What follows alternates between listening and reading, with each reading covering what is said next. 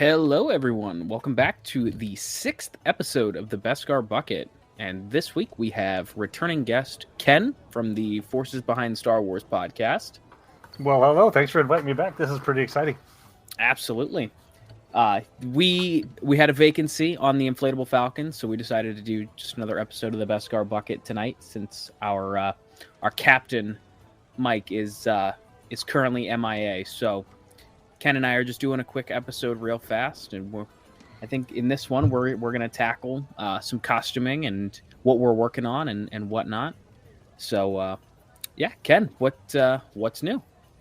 Well, actually, this past weekend, the Rackerdan clan from New Jersey had an armor party, and so I'm working on my second custom Mandalorian costume, and I'm nowhere near as done as I want to be. However, it has been quite fun this time around. There's a little bit less pressure to get it done by a certain time for a certain event, and I'm taking a lot more steps to make it a little bit more creative and a little bit more complete than my Kennex costume. My Kennex costume is a basic one, just so that I could get approved. I could go through that rigmarole of the approval process, and this is definitely more unique. And so it's a post-imperial Mando, and the chest armor is in sort of the style of Din Djarin in terms of it's two pieces that are merged together in one, as opposed to the Boba Fett Jango style where it's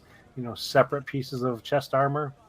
And I've added some individualized custom kind of cutouts to give it a little bit more pizzazz. So I'm super excited about that. And it was just nice to be able to go to this little gathering with the New Jersey group and get some help with it and see other people work on their stuff. Well, yeah, and it's kind of like you said with Kennex, you were kind of that kind of like get your foot in the door. Oop, your mic dropped out again.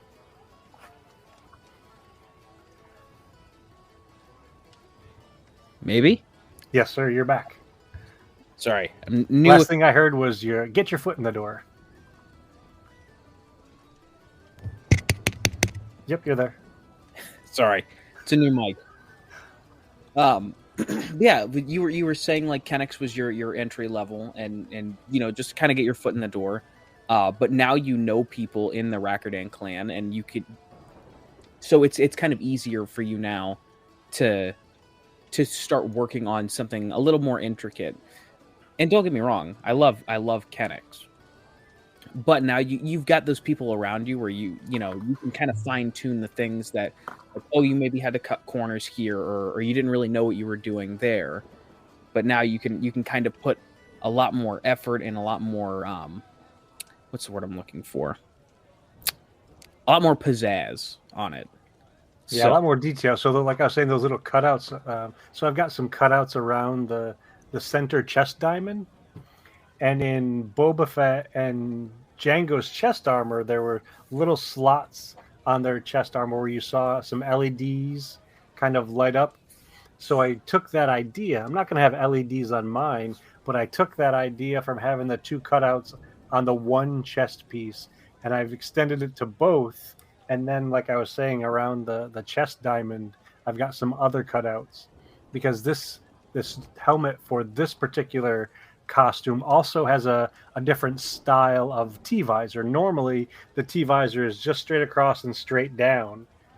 This helmet I purchased from a shop on Etsy, and there's a little bit more flare to the visor, so it comes straight down from the cross piece, and then it flares out a little bit and comes down even further.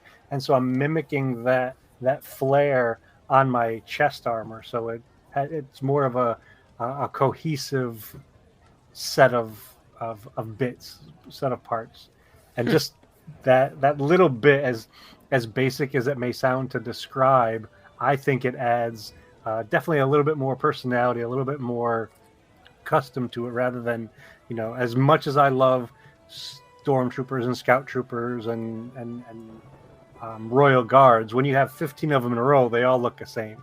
Mm-hmm. But when it comes to Mando, you can have 15 of them, side by side, and no one of them looks exactly like the other one, with the exception of that T visor that we can all recognize. Well, even some of them don't have the same style of T-visor. And because like you've got the Boba Fett, the Boba Jango, where it's, you know, like you said, it's straight across, straight down, or like you've got the Din Djarin, where it's, you know, kind of at an angle, getting thinner towards the back of the helmet, and then the T visor or the vertical piece is notched at the end, and it kind of tapers towards the bottom. So. Or I mean, even like I know my custom Mandalorian helmet, because I don't have armor yet.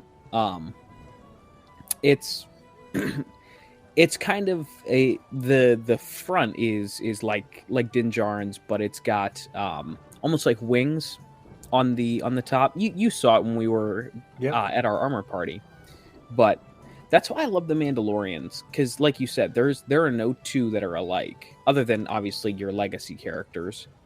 But yeah, I mean, like you said, you could line up 15 and you probably couldn't even match two colors together, let alone put two identical Mandos next to each other.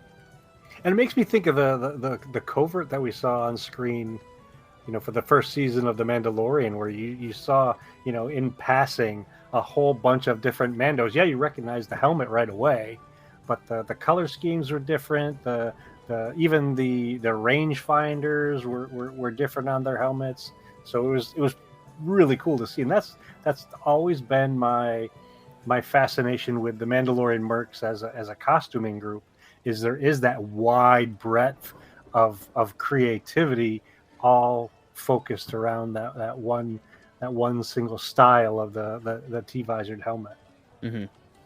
Now, have you decided on whether or not you're going to do the symmetrical or the asymmetrical for the armor? That's still up in the air. Yeah, that's not a finalized decision yet. So I'm still working on both sets of shoulder bells, because I haven't seen all the parts together. Again, one of the challenges for me building a costume like this is I see it from my vantage point in terms of the construction of it. And I haven't taken the time yet to put it on me, have somebody take a picture of it so I can then see what it looks like. So I'm still up in the air whether I want to have the shoulder bells match or if I want them to be different. And the reason I'd want them to be different is a little bit around the story behind my character. So my character is going to be loaded to the gills with weapons. He's going to have 2 pistols on his hips. He's going to have a backpack that on one side has a slot for a sword. He's going to have another slot on the back of his backpack for a modified blaster like Babe Malbus had. He's going to have a hidden blaster in the small of his back. His left gauntlet is going to have a knife in it like Hunter from Bad Batch. So already has a whole bunch of weapons. And what I was thinking in terms of the mismatched shoulders was to have my left shoulder armor be larger, because when I'm using that big heavy blaster, I would be turning my body sideways and my left shoulder would be facing front and my right shoulder would be facing back. So I think I would want more protection in that position. So I might go with the mismatched armor, but I haven't decided yet. Yeah, and again, I don't mean to stifle any creativity that you might have, but even if because you think, you know, your left shoulder would be more prominent, more forward, also reaching up and back with your right arm, you might want a smaller plate so it's not as bulky and not as encumbersome, if you will, for lack of a better term. So I always like the asymmetrical look. I think that's why I like Din Djarin so much, is because, you know, there's nothing other than his shoulder bells and his gauntlets. The rest of his armor is asymmetrical. And I guess his chest armor, but his legs are asymmetrical. Yeah, and that was his second. Was that the second season look where they ended up being the same shoulder bells? Because the first season they were even parts from other pieces, other costumes. You know, at the one point I thought he had a shoulder bell of a shore trooper, and so it looked like he had just cobbled all these bits together. Well, that was his pre-Beskar look, his Durasteel armor. Okay. And then he got in episode 2, or no, it was the end of episode 1. He got the Beskar shoulder bell on the right side, and then his whole Beskar look was episode 3. So, and that was, he still had his Durasteel thigh, right thigh, that it just had like Beskar splatter over it to give it a little bit more rigidity. So his Durasteel look was the one that had those the shoulder bells from the Shore Trooper. Okay. But then in season 2, well, when Moff Gideon blew up the energy pack from the E-Web, it blew off his right thigh, that Durasteel thigh. So then he used a piece from Zero, the droid. Yeah, the droid is his. If you look closely, that's what his right thigh plate is in season 2, is just part of Zero's thigh. Oh, that's pretty funny. Yeah, little food for thought there, little Easter egg. But yeah, I don't know why, I really like the mismatched look. That's so the shoulder bells that I have the same shape, but one has the mythosaur skull on one side, the other is just flat, just to again kind of give it that mismatched look. I wish you could get away with having like almost cobbled together like chest armor, but I understand that that's not really doable. But yeah, that's definitely a challenge depending on the era of costume you're making for the Mandos. Because with the post-Imperial, it's mostly the chest armor is mostly just either one big plate or it's two plates that are laid on top of each other. And then the Legacy armor, it's two chest pieces, the Iron Cross, and then an ab plate. Mm-hmm. And your collar with the Legacy, the Boba and Jango. It also has that collar piece. Yeah, plus your shoulder bells. That's why I'm doing. If I'm doing anything, I'm doing a post-Imperial because I hate the collar. I have armor plates, they're Legacy plates. I hate the collar. I can't wear it. It's so uncomfortable because I like capes. I know Edna Mode would kill me, but I really like capes. So I also don't want to wear a back plate. That's the other thing. Well, with the Mercs, if you do post-Imperial, you have to have a back plate. Even with a cape? Yeah.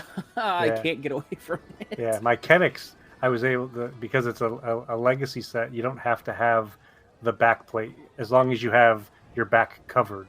So that's why Kennex has a cape, because he doesn't have a back plate, doesn't have a jetpack, doesn't have a backpack. So I just wear the cape, so I don't have to worry about a back plate. But even with post-Imperial, you have to wear, no matter what, you have to have a back. No one's going to see it. Yep. And with one of the cool things about the post-Imperial kits as well is the way that the shoulders are attached. I could theoretically make 2 sets of shoulder bells, and depending on the look that I wanted to go for that day, I could swap out my shoulders. So let's say I start off with 2 of the same, and then I decide to put the backpack on and mount the blaster. I can then switch out one shoulder bell for another one and walk around the con the rest of the day with the 2 different ones. Because I don't have to permanently fix the shoulder bell to the costume. I can just use Velcro or snaps or something like that and just quickly change one for the other. But with forgive me, I have not. I've looked more into the 501st than the Mando Mercs. I have a rudimentary knowledge. Now with the Legacy though, how do the shoulders have to be attached? That's the cool thing about the CRLs. Most of the time, it doesn't get into that level of specificity. So, for instance, Kennex, all of my armor pieces, they're held to my vest by Velcro. As long as the Velcro is not visible in the approval photographs, you can use Velcro. I mean, I know people who use snaps. Some people use Chicago screws or Sex screws, depending on which part of the world you're from. Some other people use magnets. I've even seen some people who go so far as to just screw through their vest into the back of the plate. Hmm. Yeah. Yeah, I see. I like my armor being permanently attached, and I know that's one thing that is a big no. It can't be affixed to your uh, costume permanently. Like, it can't be glued to your vest. So, and I kind of get that, but at the same time, wouldn't you rather it be permanently fixed so that way you don't have a mishap at like a convention or a troop Well, where something I mean, you falls can off? do that. Like I was saying, you can have it permanently attached there. They're not going to see that in the approval photographs. So Right. that really comes down to you. The one thing you don't have to think about this, but you may want to consider this is how are you going to then keep it clean after these events? So True. I can take my plates off at the end of event, throw the vest into the washing machine with my other stuff, and wash it. Where some folks, whoever you like, use Chicago screws or screws in general, they have to go through that process of taking it off, washing it, and then a whole lot of effort to put it back on. And at the same time, when they're more securely attached at these events, you're less likely to worry about them shifting, and you don't need a handler because once they're set, they're set. Hmm. You know, Yeah, there's that's a been that's a good point. I guess I didn't really think about that because with my Dinjarin, nothing is there is enough separation between me, my body, and my vest. I don't really have to worry about that because everything is so thick. Because I'll wear a shirt underneath my flight suit. Nothing's permanently attached to it because it's only the shoulder bells and the gauntlets. And I rarely sweat through that because it's very thick canvas. yeah. And then the pants and the whole flight suit can just be washed on its own. So I guess I didn't really think about that from a different costume perspective. I guess I'm more so thinking of this from my experience with Din. Yeah, and having So those pieces more securely attached definitely comes in handy. If yeah, you're walking through a crowd, you're less likely to have something get caught on something else and get shifted or moved around or whatever. yeah, because because I started with Velcro. I tried everything to try and get those pieces velcroed to the flak vest, and it wasn't happening. The velcro the backing of the velcro kept falling off, or it kept falling off the armor, and then I just gave up and I super glued it to the vest, and that's the only reason it came off is because I had to replace the plates, and that actually tore the The vest. exterior of the vest, so I had to be careful removing it. So yeah, I prefer to have it fixed permanently so there's less worry. But I understand that that's not exactly ideal for all costumes. Well, the other piece to that to consider is, let's say you work on your costume, you've got it set up, you put your plates on, you take your photographs to be approved. During the approval process, they may say, especially on a legacy kit, because you've got 1, 2, 3, 4 different chest pieces of armor, they want to have consistent spacing between all of those pieces. And let's say Mhm. you put it together, you send in the pictures, and they say, well, your ab plate is too low and you need to move it. Well, if you've gone through the steps of gluing it or screwing it or whatever to your vest, now you have to take it off, adjust it, and then reconnect it. So that's one of the reasons why I went with Velcro at first. And one of the benefits of my costume, it's made from 3mm Sintra, so it's Mhm. lightweight in terms of the material, and Velcro easily attaches to the Sintra, and it's lightweight enough to not necessarily fall off the vest because of the weight of it. But Mhm. 3D prints or even 6mm Sintra is a little bit heavier, so it falls off the Velcro. Yeah, that's the other problem I have is I'm not a fan of Sintra because I'm just not good enough at working with it. And with a 3D print, you get every single print is exactly how you wanted it to look for the most part, barring failures, of course. But 90% of the time, you're gonna get exactly what you set out to print. So, I want to. I'm changing up the my initial thought for my design. If I do ever do a Mercs costume, I'm scrapping the legacy armor that I've got because it's not comfortable for me. Um, but I'm gonna go for the Death Watch style chest plate where it's you've got the two pieces with the iron heart in the middle, and then that small, almost like triangular piece below it on the vest. So I think that's the chest armor that I'm gonna go for. Yep. And the So cool thing about that particular style is you can use a plate carrier. So you know the vest, the tactical vests that police officers and soldiers use mhm, to wear for lack of better words, it's a bulletproof vest, just without the plating inside. mhm, So you can use one of those as your vest as long as you take the pockets off of it and take the big pieces of Velcro off the sides. That's what I'm using as the base for my vest for my post Imperial. Unlike the Legacy vest that has it's a different shape. It actually has sort of sleeves, at least has epaulettes or whatever that the shoulder armor attaches to. mhm. So it's a little less involved for the vest for the post Imperial versus the Legacy plates, the Legacy kits. So have you started doing that yet? Because that's what I was thinking. Because I have or have access to um old plate carriers. Um, Yep. and my big thing is the Velcro, or excuse me, the elastic on the top Hmm. and the elastic on the sides. I don't know how to get around those. So you can leave the ones on the top, the ones that, for lack of better words, are the pieces that go over the shoulder, almost like a tank top. Hmm. You can leave those. You just have to make sure that the front and the back are adjusted properly so that they sit on your body appropriately, and then you can cover them up.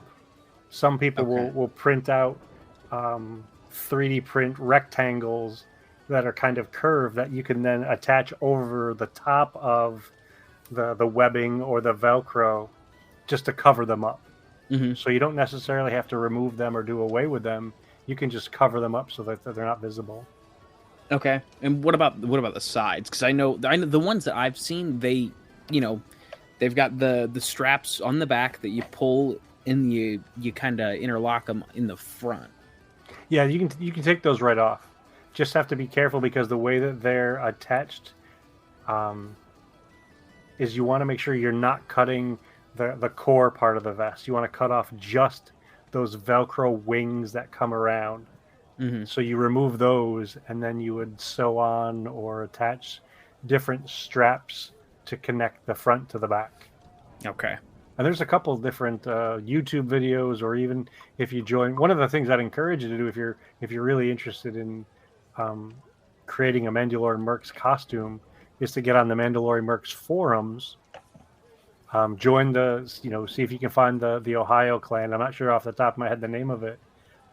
It's You can join the the Rancor forum. clan. Okay, and even if you don't have to be an official member of the Mercs to get on the forums and start interacting with them and getting in contact with them. And a lot of times, I mean, for instance, that armor party that I was talking about, it's not just for official members. That's how we also help other people build their costumes. We invite unofficial members to the armor parties and help them work on their costumes. Hmm. So, and then there's lots of videos, lots of photographs. Just be prepared because it's like Etsy or Pinterest. Once you step into it, you could find 4 hours of your life gone that you never realized left because you were wandering around looking at the different pictures that folks put up about their costume builds. Right. Yeah. That I need to. to get in with the Rancor clan. Just because I want to ingrain myself, because we've got the Apollo Squad, the Ohio Garrison, and the Rancor clan. Those are the big three here. So I need to get in with all three of them, so I can start kind of surrounding myself with more Star Wars people closer to home. So, well, yeah. and by going that route, which is somewhat different than folks I know in the past that have done, they've picked one and they've just stuck to that one, not realizing or not fully appreciating that the other ones exist and the benefits of being kind and friendly to those other groups. You know, there have been some folks like, oh, I'm in this group and the rest of them are poo-poo. It's this group that's cooler and this group that's, you know, better, or this group that, you know, has, you know, more accurate costumes or whatever. Forgetting the fact that that group over there is also a group of Star Wars fans who are creative and want to build costumes so that they can, you know, go to these events and make folks happy or help folks be happy. Right. And don't get me wrong, I gravitate towards the 501st, not because I think they're a better group or they have better people, just more so because I like the costumes that are encapsulated within that group. That doesn't mean that I don't like anything that Rebel Legion or what potentially the Mando Mercs could have. I just like the bad guy costumes. So that's why my goal was to join the 501st first. Well, it's funny that you say that, because are the Mandalorians really good or bad? Like, do they lean one way or the other? See, the thing with the Mercs, though, is my lack of creativity sometimes. Oh, your mic dropped out again. Yep, now it's back. What was the last thing you heard? The Mercs. So the thing with the Mercs is it's my lack of creativity that hurts me, because I think I'll have like a really good idea.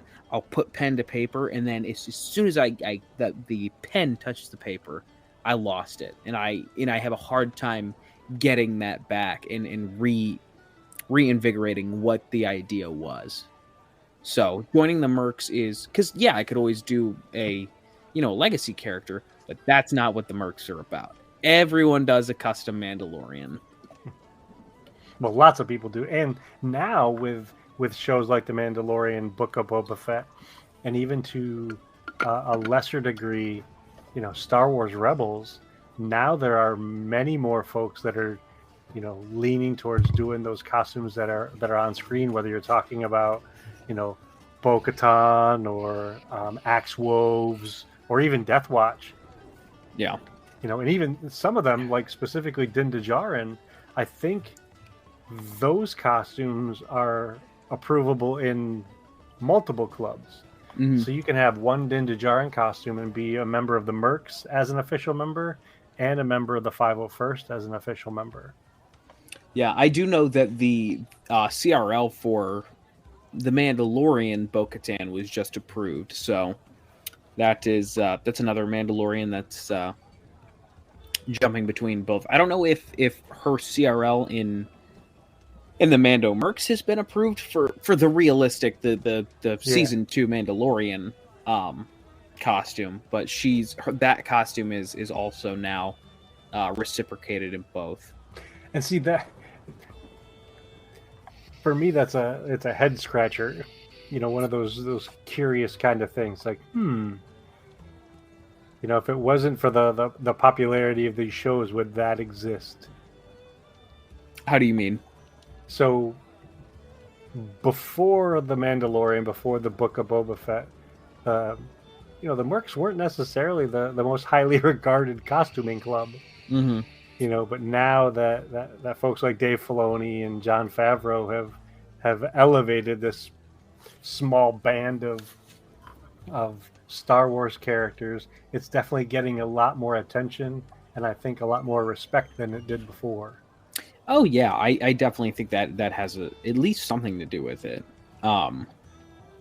because it's the Mandalorians before the Clone Wars even were really, it was okay. Well, we've read about this in the books if we're like super Star Wars fans, But really, other than that, it was okay. You've got Boba Fett and Jango Fett.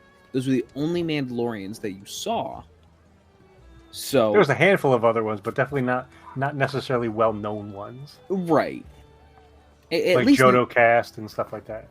at least nothing in the mainstream, nothing Yes, that that is almost for everyone sure. knew about. But then with the Clone Wars, I mean, then that branched into you had Death Watch with Pre Vizsla and Bo Katan, and then you finally saw Mandalore, and then of course then you had Rebels, and then the Mandalorian and the Book of Boba Fett, where that's certainly expanded the generalization of the popularity of the Mandalorians. So I think Dave Filoni and to a lesser degree Jon Favreau are definitely to thank for the popularity of the Mandalorians, because I truly think without the Clone Wars we don't have the Mandalorian. Yeah, that's for sure. So And but, even George himself, was surprised by the popularity of Boba Fett. well, He yeah, had he had big story ideas for him, but what ended up on the screen was very very small. Yet a lot of people, got excited about it. I mean, he had expanded universe novels and he was a bunch of comic books and stuff like that. But to your point, he wasn't necessarily the mainstream character that everyone named. I mean, they could say he looked badass, but that was about it. But now there are folks that know all sorts of different names of different Mandalorians. well, yeah. I mean, I can think of 5 off the top of my head, and that's common knowledge to me. Yep. But back in hell, even 20 years ago in 2002, like I said, it was okay. You've got in from strictly on screen, you've got Boba Fett and you've got Jango Fett, and now look, Yeah. 20 years later, there's Yep. 20 different named characters that I could think of off the top of my head. Yeah. Even to the point where they created a Mandalorian Jedi and a whole Yeah, different lightsaber variety and so on. yeah. I mean, they're uber popular characters. So in I think it's like you said, even though George didn't have an idea of how popular Boba Fett was going to be, I think that it's one of those things where yeah, he looked cool enough to spawn everything else. And Yeah. even though he was very unceremoniously killed in Return of the Jedi, it was still one of those things where it was like, okay, we need to expand on him and his people in the future. Yep. So, God, gotta love toy sales, right? Yeah. Now I mean, I think they recently sold one of those 1978 Boba Fett toys, like over $1 million or something like that. I thought. Yeah, the rocket firing Boba Fett. Yep. Yeah, I mean, you want to talk about a uh, one of the most infamous toys of all time. That and the Battlestar Galactica Viper. Not to get off on a Battlestar tangent, but I mean, who? I get it. It was the late '70s, early '80s, but who approved that initially? I mean, come on. You're talking about an inch, maybe inch and a half rocket. That's screaming choking hazard. So, because they used the same you would probably know better than I would, but correct me if I'm wrong. They used the exact same rocket design for the Viper and for Boba Fett, didn't they? Well, I think in the prototype, yes. But then there was, because of that pushback, they had worked on creating some different firing mechanisms. So there was like the J on the back where you could actually lock it. But I Mhm. don't think it changed. I don't think it ended up changing the shape of the rocket itself. Yeah, I'm pretty sure. I'm more so talking about the design of the rocket itself, not the firing Yeah, mechanism. I'm pretty sure I think they're the same. Yeah, because Kenner made the Battlestar toys too, didn't they? I thought so. Yeah, I'm fairly confident in that. Anyway, we're getting off track here. You didn't realize this was a Battlestar Galactica podcast? Right. Well, they are really close cousins. That's true. You know, I mean, after all, John Dykstra, after finishing up, A New Hope, did a little bit of work on Battlestar Galactica. You beat me to it by half a second. I was right about to name drop John Dykstra. The new knowledge that I have, which I need to. I slacked off this week. I still need to watch the 5th episode of Light and Magic, because I was telling Mike last week on the Inflatable Falcon, which you should watch Wednesday nights at 8:30 live on YouTube. But I took in too much knowledge at once, where I was like, just total overload. So I'm like, okay, we're watching 1 episode a week now. We're cutting back to, because like I can binge watch nonfiction all the live long day and I can retain all of it. But I can binge watch fiction all day. But when it comes to nonfiction, if I take in too much of the real world, my brain starts to just forget everything. And it's like, okay, I just wasted an hour and didn't pick up anything. So yeah, and the other challenging part about watching the documentary, if there could be a challenging thing about it, is not only are you listening to what they're saying, but you have to really pay attention to what they're showing, because there's so much in there. There's so much to appreciate and explore in the videos and the photographs from that early stuff back in the 70s. Well, yeah, because like you said, you're trying to pay attention to what they're saying, but there's so much on screen that, just little nuggets and Easter eggs, in every little scene where you're like, oh, I didn't realize that they used XYZ part for YZX model. So, or I didn't realize that Greebly was on that ship. So and with me, like I'm very ADHD. Like it's hard for me to pay attention to 2 things at once. So that's the other problem I have with documentaries. I love documentaries. Don't get me wrong, but it's very difficult for me to, when the person's on screen, I can pay total attention. But when they start cutting away and just having them do voiceover, that's where it's like, okay, this is getting dicey now. Because now you're challenging me to do 2 things. You're challenging me to listen and watch. Right. And I can only do one really well.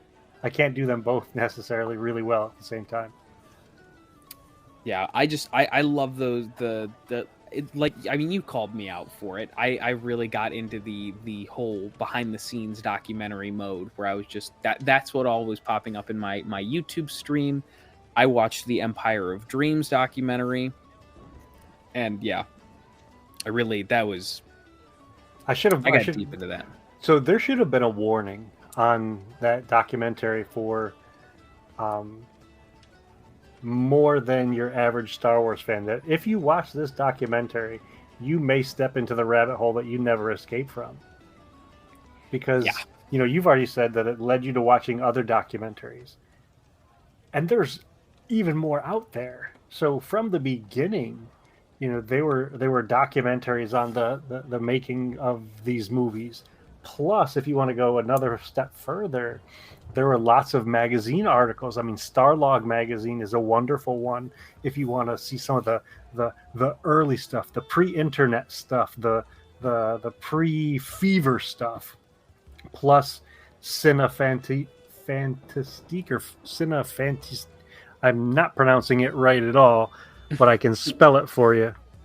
CINEFANTASTIQUE. Cine Fantastique. And it was a magazine from, this one is one that has Conan on the front. Oh, but okay. they did a lot of behind the scenes stuff for all sorts of movies, from John Carpenter's Dark Star to Star Wars. And they would get into the nitty gritty. They'd show black and white photographs of them making the models and stuff. Plus, there's all the art of books and the making of books by J.W. Rinsler. I mean, I probably have 60 different books all related to the making of these movies. Mm-hmm. It's it's one of those things where like you said, I'm in that rabbit hole now, and it's impossible to get out of.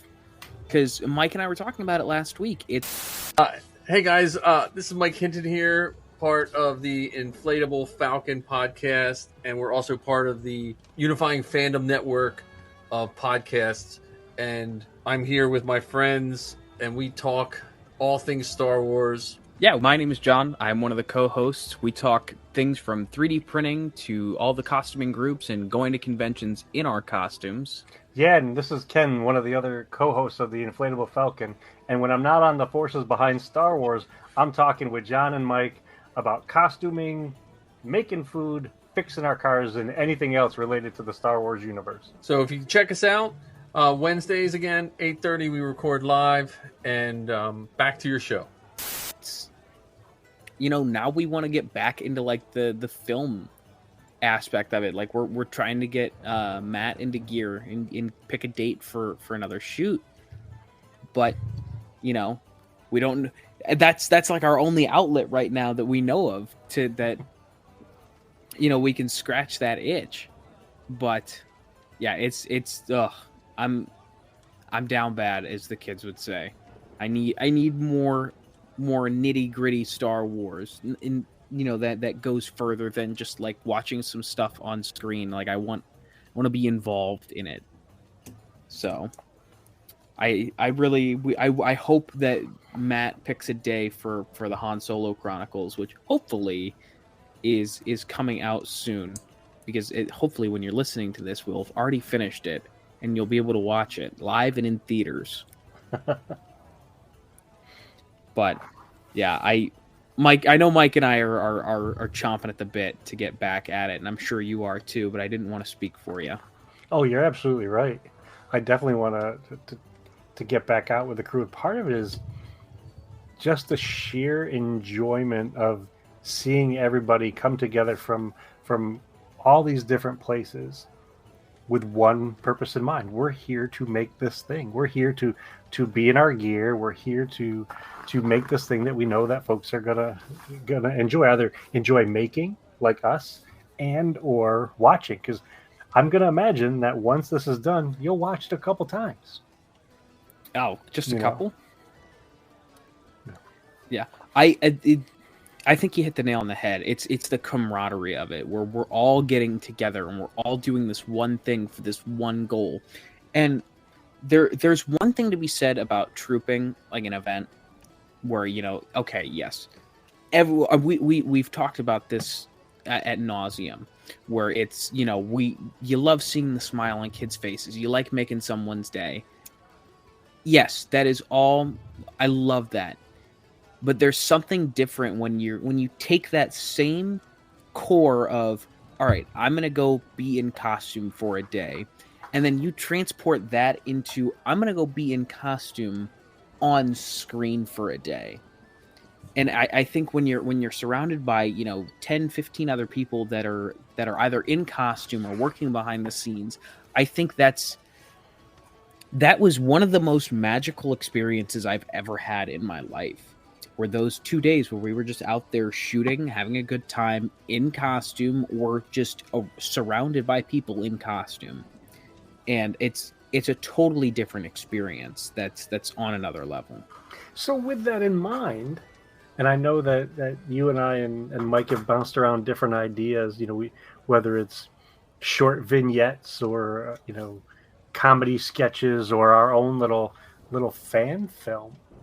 What if we took that inspiration of getting in costume, and being on camera at the same time? Who's to say that we couldn't work together to do small documentaries of a show, of a convention?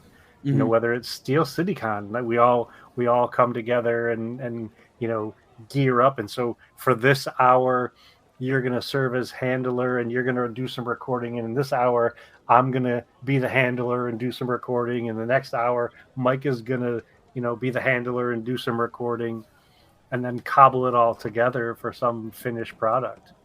So it's funny you say that, because Mike and I actually talked about that last week.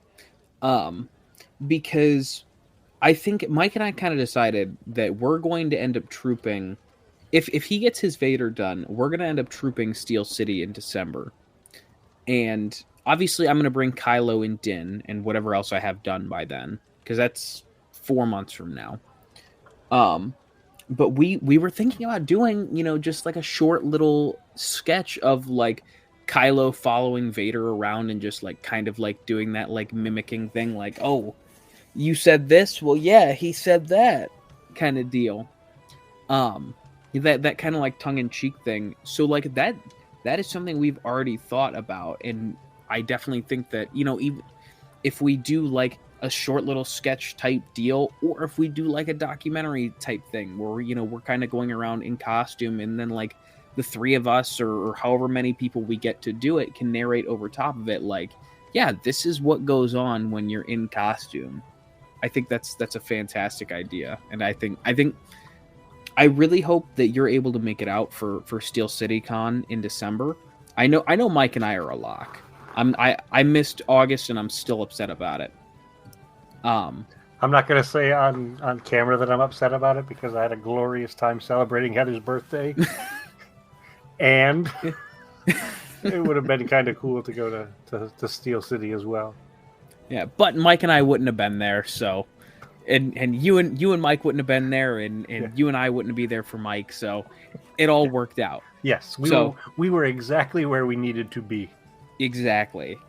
But yeah, so I know Mike and I are all but a lock for December, and hopefully you're able to make it out with us, because I'm also trying to convince my dad to go. And if I can get him to go, that would be stellar, because not only can I finally admit victory and drag him out to his first convention, I can show him firsthand why it is that I do this all the time. Yeah, so, and you won't be the only weirdo there. I won't be the only weird Scalise there, is the big thing. Oh, yeah, that's a good point. Yeah, you'll I'm already surrounded by weirdos, but I won't be the only one that is blood related. That's true. That's true.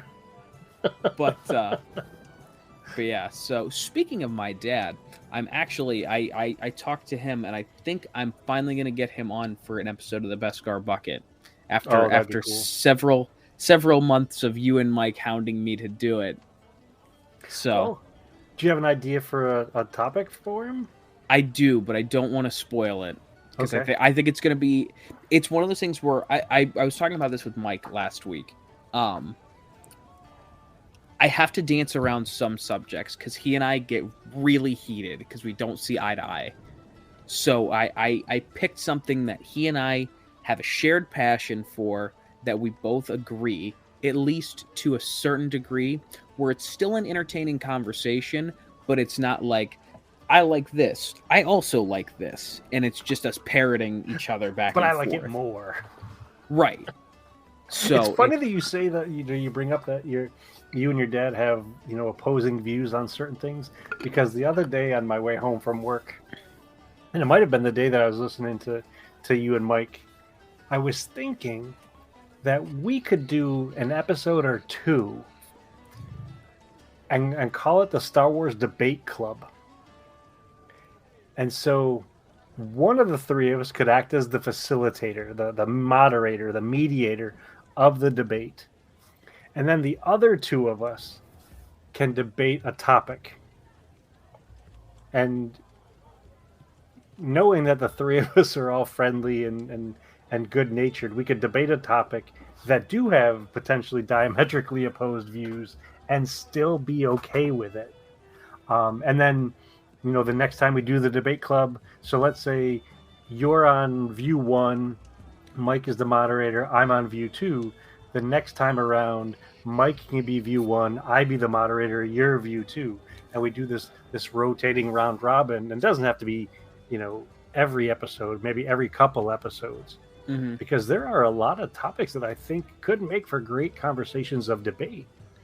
For instance, were the Jedi good guys?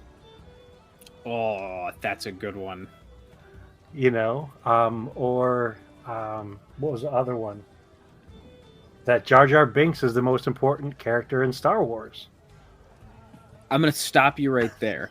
because you have liquid gold in your hands, and I don't need you to spoil any more topics. That Okay. is a genius idea, and I'm 150% down to do that. I So I thought about it on the way home the other day, and it was still in my mind that the next day during a Zoom meeting, I'm doodling, and do you remember the movie Fight Club? Mhm. And the logo was a bar of soap and it said Fight Club. I Yeah. actually doodled Star Wars Debate Club on a bar of soap and put a hand on it. Like that idea was so much in my head for 2 days that I doodled during a work Zoom meeting, and hopefully none of my coworkers are listening and will call me out on it. But I doodled Star Wars Debate Club on the bar of soap. That is an absolutely genius idea, and we need to talk about this. We need to hammer out the logistics of this. As what show will it go on? When will we do it? And who's get what? Okay, I'm 100% down. Because look, if we do it on here on my show, I'll be the moderator. I'll let you, because it's very hard for me to disagree with either of you, because I think we all have these kind of same idea paths. And I feel I'm good at moderating, because I've moderated debates in school before, so I feel like I can keep a pretty good handle on it. But if we do it on the Inflatable Falcon, I want you to moderate so bad. Yeah, absolutely. And we could take turns. Who knows? Right. Because one of the things that we're working on for the forces behind Star Wars is trying to be more consistent, get stuff out there on a more frequent basis. Because right now we may release one episode a month or something like that. And our last episode, we had, I think, just from Facebook views, I think we had like 5,000 views, which is huge for us. Mhm. I mean, that's ginormous for us. Because I think we have like 6 subscribers or 6 likers or so. I don't know. We're not well known yet. So we want to get more stuff out there, and maybe some of these special episodes could be plugged in when we can't get Demetrius and Anthony and Dexter and Steven all together at the same place at the same time. Right. Yeah, I think that is a phenomenal idea. I think that's truly something special you have concocted in your brain. So I don't know if that's been done in such an organized manner before. And I think that's phenomenal, and I'm all for it. Yeah, I had fun just bouncing it around in my head during the doodle session and the drive home the one day. Oh, God! Now I'm just thinking of topics to even debate there. But I think I have a list of probably a dozen. I love it. Beyond the two that I mentioned. All right, well let's change topics here so we don't give too much more away. Let's come back to the costume topic. So this idea of debate. What do you think from the original trilogy? What do you think would be the greatest costume to make? Oh boy. The greatest costume for me to make, or the greatest costume that has been made? You can answer it anyway, and I'll just respond to it in like fashion. I think, because I've got an answer for both. The greatest costume for me to make would be, I would love a Return of the Jedi Boba Fett, because that for me that is the quintessential. When I think of the original trilogy, that's okay. It would either be Return of the Jedi Boba Fett, or it would be Darth Vader. Those would be the two costumes that I would love to do. The greatest costume that was made and put on screen, I think without a shadow of a doubt, was Chewbacca. So, because I know we had kicked this idea around of if money were no issue, mm-hmm. I would 100% I would build either one of those two costumes, Vader or Boba Fett. And I would even throw Chewbacca in there, because that is a costume that I would like to do. I would love to do a Wookiee. So I would say any of those three would be would be a good answer to your question there. It's so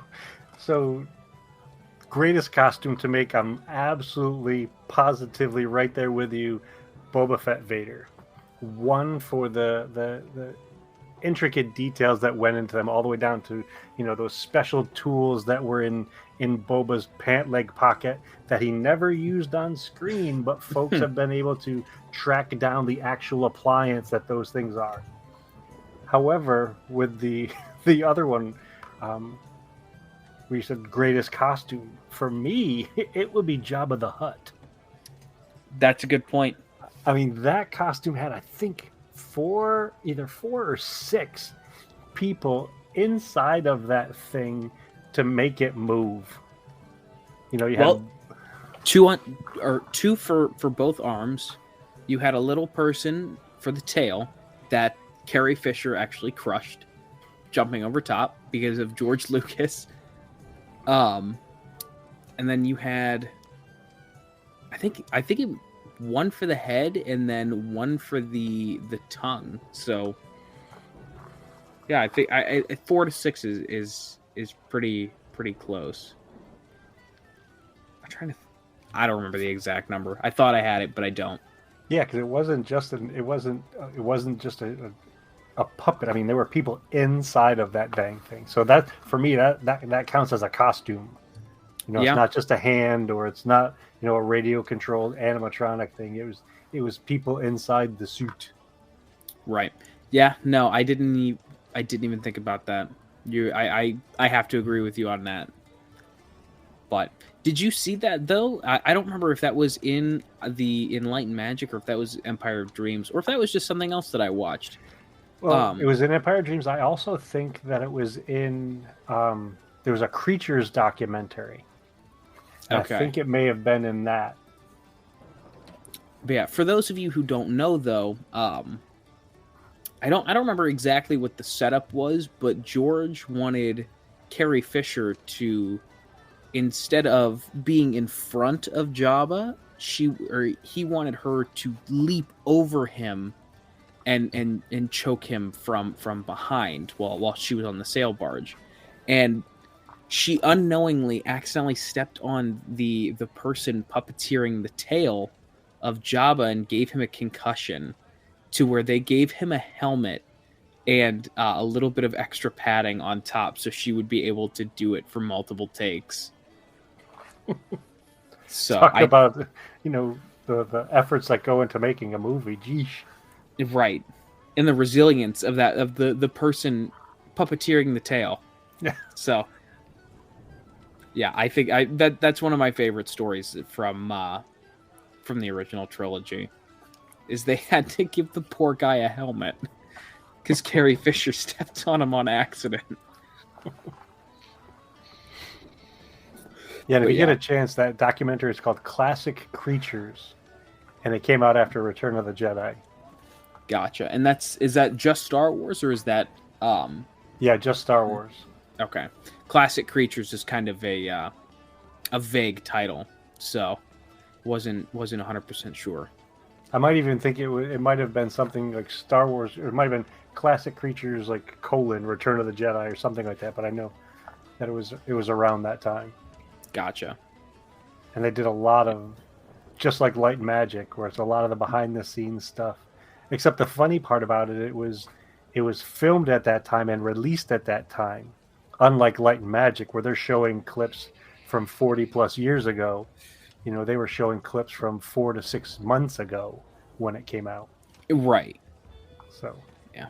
But circling back to what we were talking about, though, yeah, I have to agree with you though. Jabba that has to be the greatest costume that was built, subjectively speaking, of course, or objectively. Well, it could be both. Know. Yeah, it could be both. Objective and subjective. But yeah, because you could, you could make the claim too that the Yoda costume, because didn't Deep Roy wear Yoda for a little bit in some of the scenes? I thought Yoda was completely puppeteered. Yeah, I thought Deep Roy was Yoda for a bit. Yeah, granted, I could be wrong because I've said this before and I'll say it again. I have I have only dipped my toes into the behind the scenes stuff thus far, and I have you and Mike to thank for that. So, but yeah, I genuinely don't know. I was always under the impression that it was Frank Oz and a few others underneath the set puppeteering Yoda.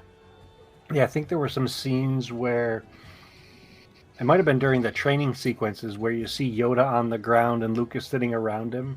I think there may have been some scenes there where Deep Roy was in the costume. Well, I mean, those of you listening can correct us in the comments and let us know what that, or we can look it up. But what's the fun in that? Speculation's more fun, isn't it? Yes, we can start rumors.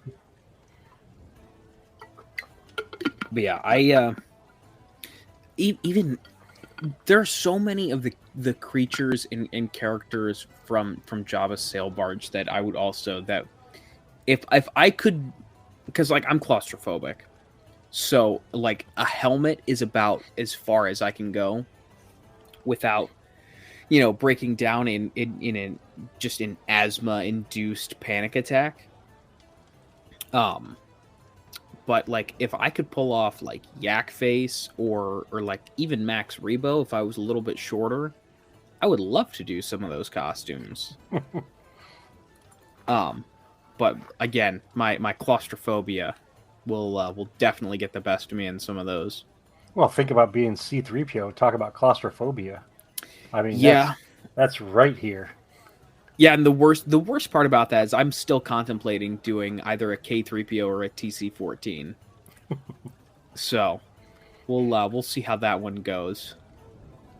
If I were to do a K2, it would be the with the motion capture suit and the big head behind me on stilts. That would be the closest that I would get to doing a droid. Mm-hmm. And that could be a funny costume all by itself that way anyway. Well, yeah, you got to do the Pig Schwartz guy too. we need to pick a convention and pick a day, because obviously we're gonna wear our real costumes the majority of the time. The things that we worked very long and very hard on. But we need to pick a day or a time where we do the joke costumes, like do someone's got to do Ahmed Best, where it's just a Jar Jar head in the black bar across his eyes in the motion capture suit. Yep. You should do K2, where it's just the stick 2 feet above your head in the mocap suit, or the pink shorts guy, or someone. Oh my God, Mike should do George Lucas. That would be fun. I feel like Mike fake beard and a wig. Yes, and they just get him is it a Kirkland brand flannel and a pair of Levi jeans and white New Balances? White New Balance. Gotta be white. Gotta be bright white New Balance shoes. Or no, they're not New Balance. They're Nikes. They're Nikes, but I forget exactly what the style is. It's a really weird name. Oh, that's gonna drive me nuts. Yeah, they're the white and blue Nikes. I know that. They're bright white with the navy blue stitching. Oh, that's gonna bug me. I'm gonna try and talk while I look this up. But yeah, I think Mike could really pull off a good George Lucas if he grows out his facial hair just a little bit more. I know it'd be hard for him with teaching, and he doesn't want to look like a Hair Monarchs. That's what it is. I literally just pulled it up too. Which is so funny considering he's the king of movies. Right. And I really want to know, again, off topic, but I want to know who at Nike thought that Air Monarch was. That's the name of your shoe line that you really wanted to go for. But yeah, get him a pair of the real light blue Levi jeans and a blue or a red Kirkland flannel. I think it would be perfect. Gotta be tucked in with a belt. Right. But yeah. I think we could pull off the joke costumes fairly well. Just don't tell Marty because he'll upstage all of us. He'll make a screen accurate joke costume. Where the rest of us are just gonna be like, okay, well, I found this at Goodwill and it was close enough. Yeah. Shows up as Ben Burt or John Knoll. Yeah, I think of all of our crazy, stupid ideas, I think that would be one that would be really fun to do. Oh yeah, and it would be I think it'd be even more fun with Mike as George, with the two of us, as the bookends. Mm-hmm.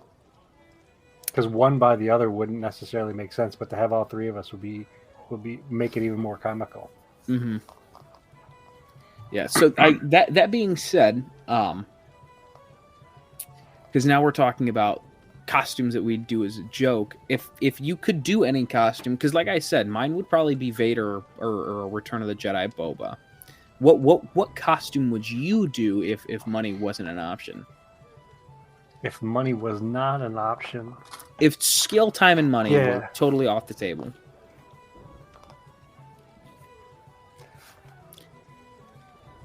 I was very impressed with Baze Malbus from Rogue One, and and it's funny because that's part of the inspiration for my post-Imperial Mando. Do you remember that blaster he had with the energy coil to the backpack? So I'm making a modified version of that, but I just thought that whole setup was really unique and very, very cool. And I have seen I thought it was at Celebration that I saw it. Someone do a Baze Malbus. That was pretty cool. Yeah, Baze is a great costume. I think another one that if I could do every costume in Star Wars, I would. But another one that I would love to do would be Coruscant Guard, Shock Trooper from Revenge of the Sith. That would be another one that I have access to do. I could do it if I really set my mind to it. But Mike and I have, again, this is another thing that we've spoken about ad nauseum. If you listen to all of our shows, being the Beskar Bucket, Inflatable Falcon, and the Force Spine Star Wars, that Mike and I will talk about how uncomfortable the Clone Trooper armor is at length. So, but that was the first costume that kind of drew me towards the costuming. Was those, and I think it's ironic because there were never any costumes of it for the films. Yeah, the Phase 2 Clone Troopers, specifically the Shock Troopers, were that I think that would be my go-to if I could pick any costume that I wanted to do, and it wouldn't necessarily be for I want to be picked out of a crowd. I would do the Shock Trooper. Well, if we're going to that upper level, then it would be Echo from Bad Batch for me. Who's cutting your arm off?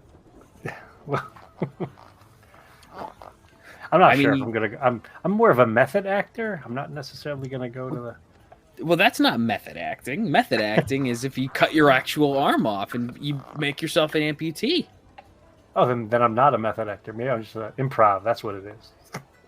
There you go. Make it up as I go. But that costume is really involved and super cool looking. Yeah, I think if there's one costume that if you could pull it off, I think Echo would be definitely up there as one. So because you've already got the look, like your facial structure is there to do it. I think if you just add that the bar on the back and the couple little dots, you've got the face cranial for implants. Yeah, you've got the face for it. And I think I really, really, really think you add a little bit of makeup to I don't want to say lighten your skin, but make you a little more pale, like Echo is. Yeah, because he had been locked up in that server closet for a long time. He didn't see the light of day. Right. Yeah, he's more gray than pale, though. Yeah, ashy. Yeah, I think if you add the makeup and the prosthetics, I think chef's kiss. You're 90% of the way there.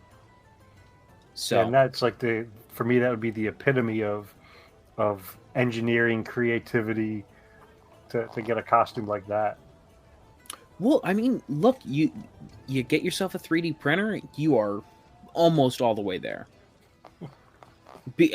Honestly, because like the files exist, the costume exists. It's and not a lot of people can pull off the look.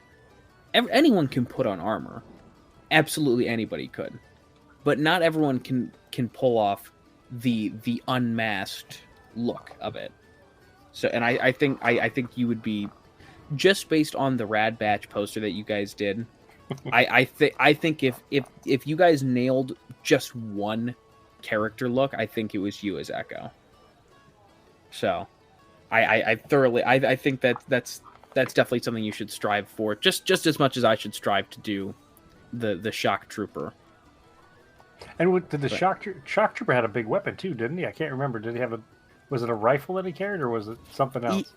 It was the DC-15S. It was the Okay. long blaster. That's what it was. Okay. But the Coruscant Guard shock trooper are interchangeable. It's just, where were they? Were they on Coruscant or were they not? So, because they were on Kamino too in the Bad Batch, and that's when you add the pauldron and yeah. Which was the Coruscant Guard that had the big shield? I remember there was a toy that was white and red, and on the front of the shield was, I thought it was the like a big logo. I thought it was a big, might have been the Senate logo or something like that. Yeah, it was probably the GAR sigil, the Grand Army of the Republic. Yeah, I don't remember. I think that was just a variant of the Coruscant Guard, because like I know some of them had electro staffs as well. Okay. Yeah, there's so many variants, especially now with Battlefront. They added the 4 classes. Oh yeah, I forgot about that. So I haven't played that in ages.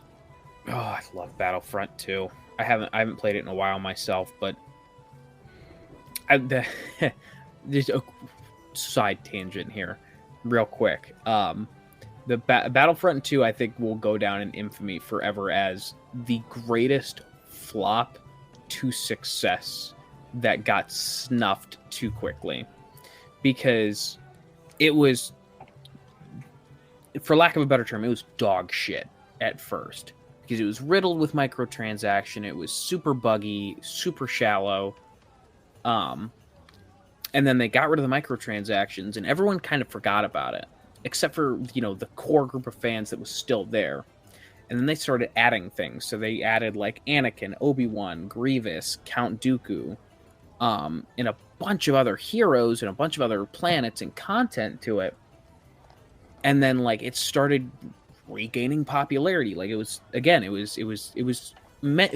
turned out to be what it was supposed to be at launch. And then they're like, yep, all right, we're done. No more. There's no more new additions. This is the last DLC, and we're gonna cut off any like updates for this game. Like just as it was like starting to peak at where its popularity was. Was that the one that they ended after the Rise of Skywalker, or was it? Because I thought there was a character in that from Rise of Skywalker. So that came the Battlefront 2 came out right after The Last Jedi, and then I think it was either late 2019, which is when The Rise of Skywalker came out, or early 2020 is when it got when support was shut off for it.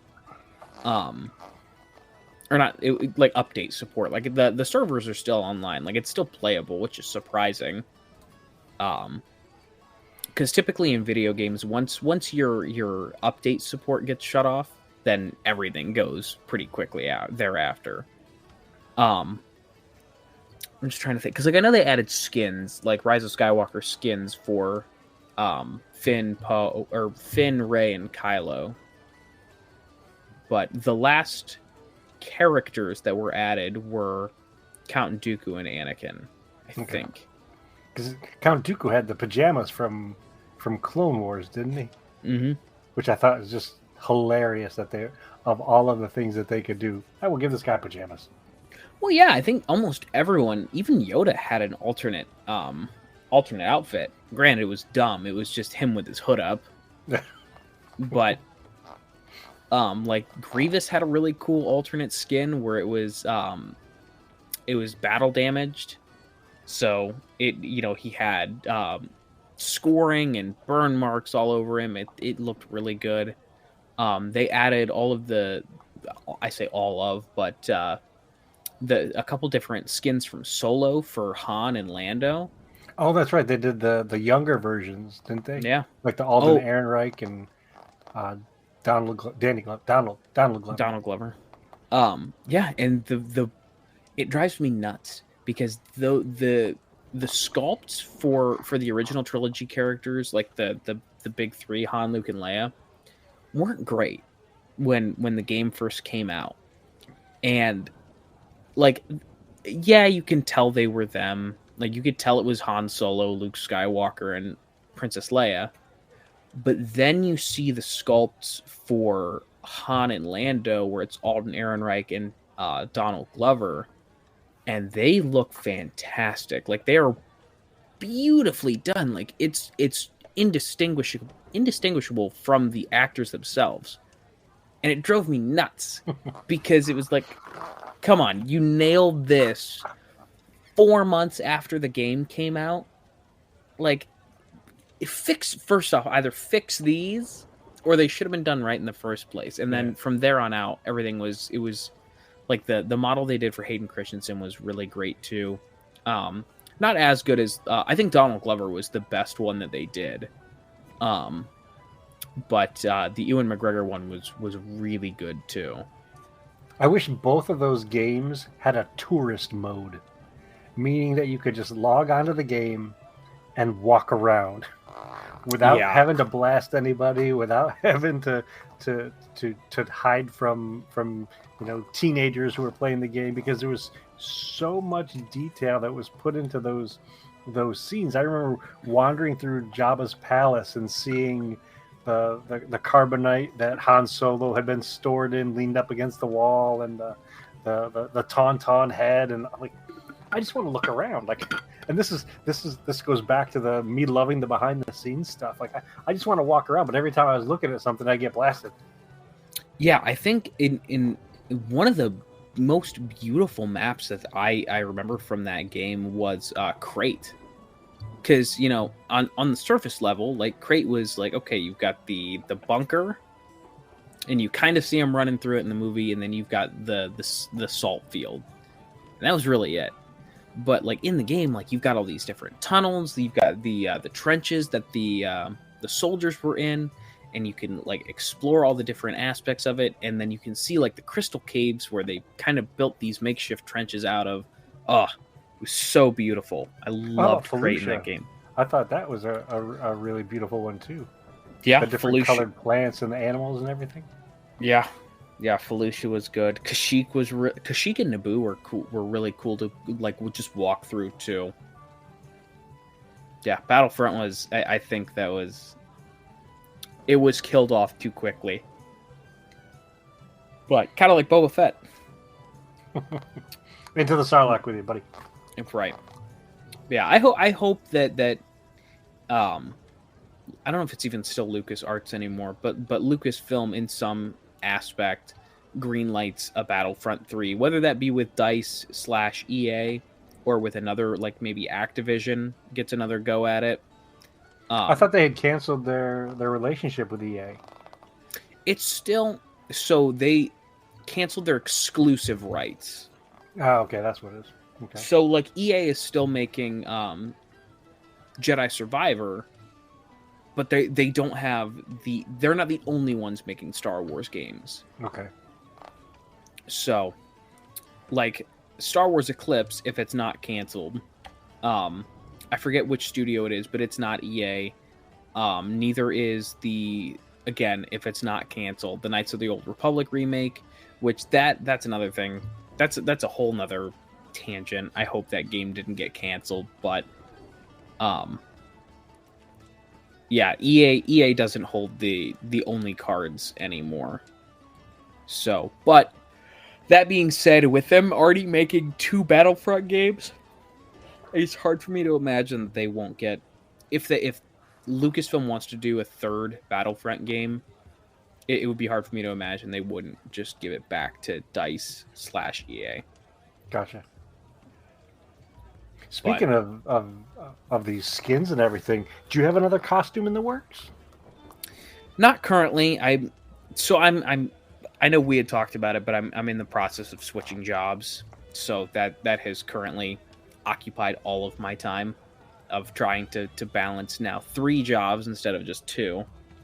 So throwing a costume into that is not exactly ideal. I'm still slowly but surely working on my TK, which it'll be a miracle if that is done within the next 10 years. But really what I'm trying to do right now is I'm trying to find my dad, because he also doesn't have time to build anything. So I'm trying to find someone who's assembled and selling a Sand Trooper costume, because that's what he really wants to do, and he wants to join the 501st with me. So that's currently what my costuming time has been. So more hunting than making. Right. But I've always got things that I tinker with here and there that I'll print, paint, or what have you.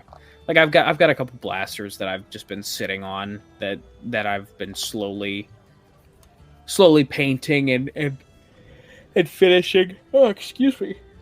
Ugh.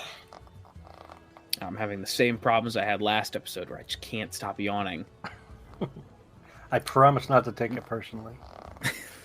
But yeah, so that's the hunt is really what I've been working on. So and not everyone can be working on a second Mandalorian kit, Ken. Gosh.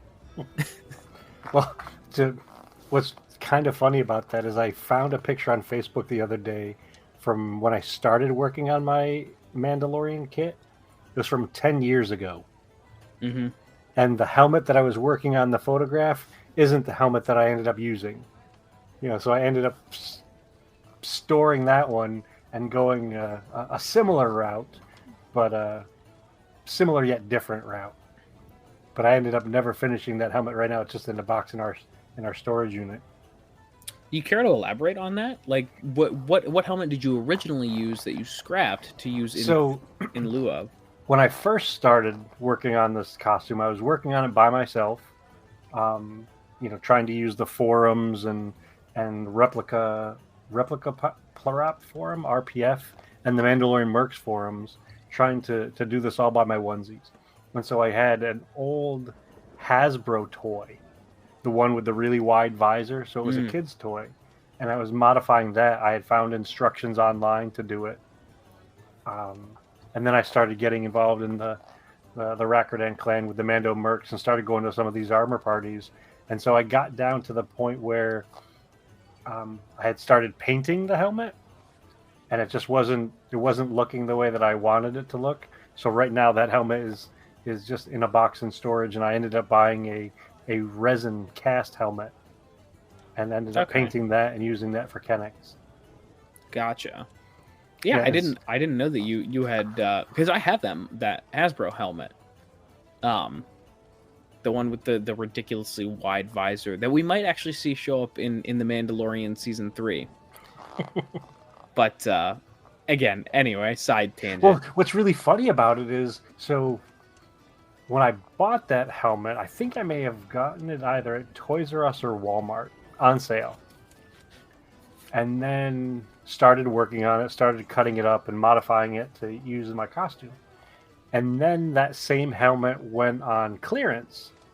And so I think I have 2 more of those in our storage unit, still in the boxes. Never taken out of the box. The box is maybe beat up or whatever. I'm pretty sure I have 2 more of those. But if you were to look those up online now, they're definitely, they cost more than what I paid for them. I think the last one I bought might have been $27 or whatever. Mm-hmm. Now when you look at the Black Series helmets that come out, they're what, $125 each or something. Yeah, and climbing. And they're far and away different. So that one Hasbro helmet was built for kids. I think that's the reason why the visor was the T visor was so big, is so that kids could actually wear it around the house and not bump into stuff. But now the stuff that's coming out, the Black Series stuff, that's meant to be you know, something that a costumer or a collector would really appreciate, because it looks a lot closer to what's on screen, and it's definitely constructed differently.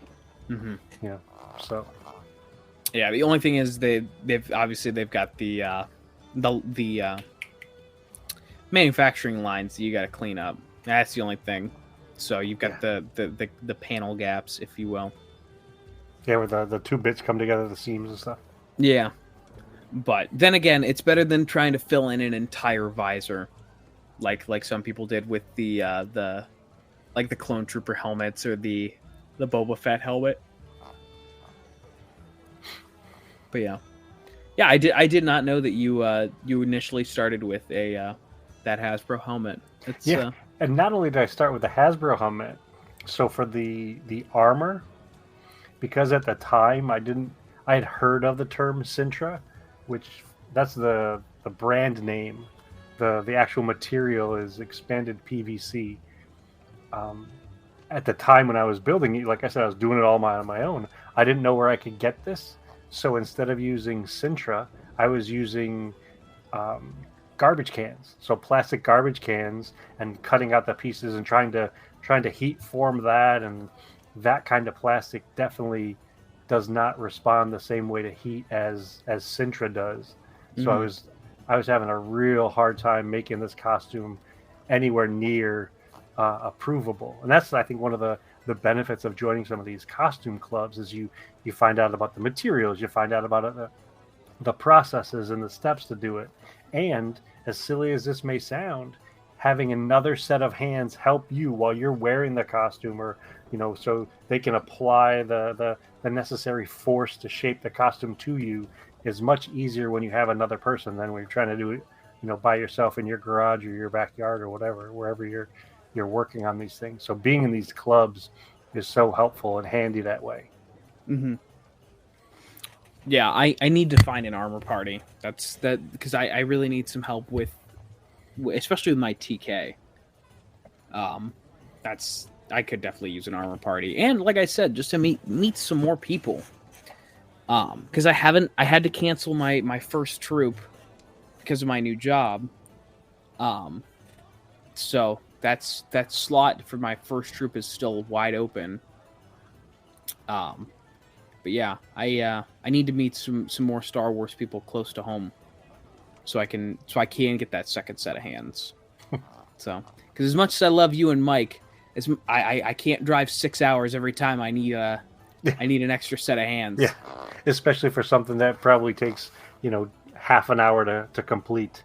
A 12-hour drive for a half an hour's worth of work isn't necessarily all that helpful. Hey, but it'd be fun. That's for sure. But, well, I think I'm going to wrap this up here. So, I appreciate you hanging out with me tonight, Ken. Oh, thanks for letting me join you for another wonderful episode of the Beskar Bucket. Yeah, and everyone, make sure to check us out Wednesday nights, 8:30, on the Inflatable Falcon on YouTube. Ken, where can they find you? Well, they can find me. I'm one of the co-hosts for the Forces Behind Star Wars. And if things go well, we'll be recording another episode in the next few weeks. And we will most likely be talking about Industrial Light and Magic's recent documentary that they released on Disney Plus. And I don't know if you're aware of this, but one of the other cool things about that documentary is it was directed by Lawrence Kasdan. So a guy who has intimate experience as a employee of Lucasfilm or working with Lucasfilm, who took a very wonderful, loving approach to that 6-episode docuseries that Disney Plus has shared with us. So that's what our next episode will be on. It may not be on the whole docuseries. We may chunk it up into smaller parts, but that's what we're planning on so far for our next episode of The Forces Behind Star Wars, which is a part of the unifying fandom. Yeah, that sounds like a blast, and I can't wait to listen to it. So I love you guys over there at the Rad Batch. It's always fun drive to work whenever I get to listen to you guys. So oh, thanks for that. But Yeah. So yeah, definitely check out the Inflatable Falcon. Obviously, you're listening to the Beskar Bucket, so listen to whatever's next and whatever's coming up. Then, of course, the forces behind Star Wars Geek Girl, which is our co-host Mike's daughter's podcast. It is the most popular out of all of our shows. So, any other shows that you can think to plug there, Ken? Am I missing anything? The more that we can plug Zoe's show, the better. I mean, she has several more years of experience on us, so she deserves all the credit, praise, and love that we can give to her. Yeah, she has more experience than any of us combined, in a far better show, if I do say so myself. So, hey, game recognizes game.